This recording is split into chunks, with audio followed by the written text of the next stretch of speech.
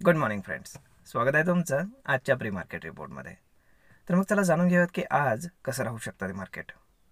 सगळ्यात सुरुवात करूयात US मार्केटपासून.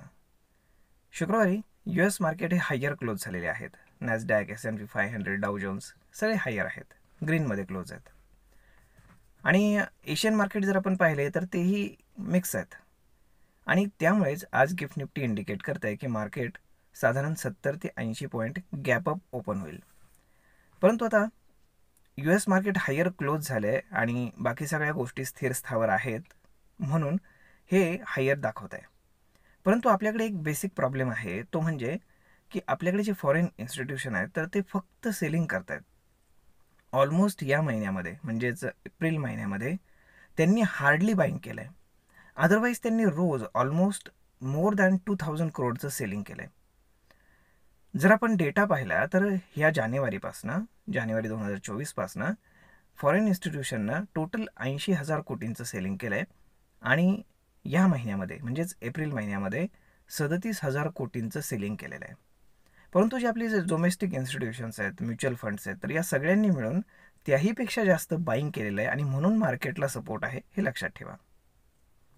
परंतु एक गोष्ट आहे, जोपर्यंत FII सेल करत राहतील तोपर्यंत मार्केटला अपसाईडला म्हणावा असा मूव येणार नाही किंवा ते येऊ देणार नाहीत. कारण साहजिकच आहे, जोपर्यंत पैसे निघत राहतील त्याच्यातनं तोपर्यंत अपमूव येणं पॉसिबल नाही. आणि या महिन्यामध्ये तर FIIsने खूपच जास्त सेलिंग केलेलं आहे. आता ते कधी बाईंग करायला सुरुवात करतात किंवा त्याच्यामागचे काय रिझन्स आहेत तर त्यात ते जोपर्यंत होत नाही तोपर्यंत सांगता येत नाही. आता हे मॉरिशस टॅक्स ट्रिटीमुळे झाले असं म्हणतायत, त्याचंही एक कारण आहेच. बाकी त्यानंतर इलेक्शनची अनसर्टन्टी आहे, अशीही बरीचशी कारणं आहेत.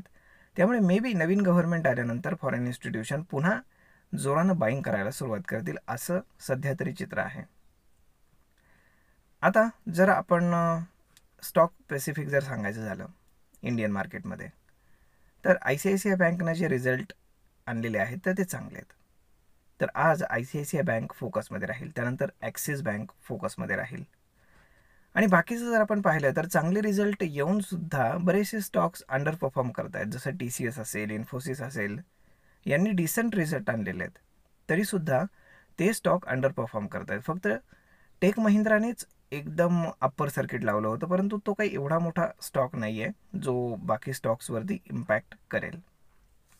परंतु त्यामध्ये सुद्धा इंट्राडेमध्ये बऱ्यापैकी सेलिंग आलं आहे. त्यामुळे आज पाहावं लागेल की आज टेक महिंद्रा कुठे क्लोज होतो, त्याला जास्त महत्त्व आहे.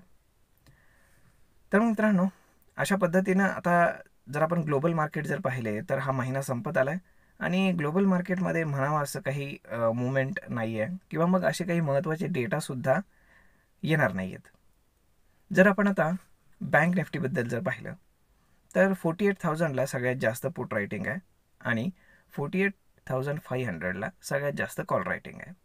म्हणजेच काय की या एक्सपायरीला मार्केट या दरम्यान क्लोज होऊ शकतं. त्यामुळे म्हणावं असं मुवमेंट येण्याची शक्यता थोडी कमी दिसते. आणि जोपर्यंत फॉरेन इन्स्टिट्यूशन सडनली बाईंगला सुरुवात करत नाही तोपर्यंत जो काही आपला निफ्टीचा 22,800चा जो स्ट्रॉंग रेजिस्टन्स आहे तर तो ब्रेक होईल असं वाटत नाही. आता पाहूयात की आज मार्केटमध्ये काय घडते ते.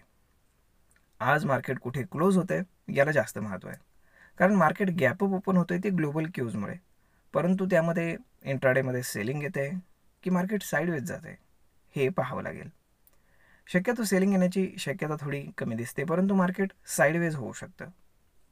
शूटअप करण्यासाठी जोपर्यंत फॉरेन इन्स्टिट्यूशन स्वतः बाय करायला सुरुवात करत नाहीत तोपर्यंत मार्केट शूटअप होण्याची शक्यता थोडी कमीच राहते.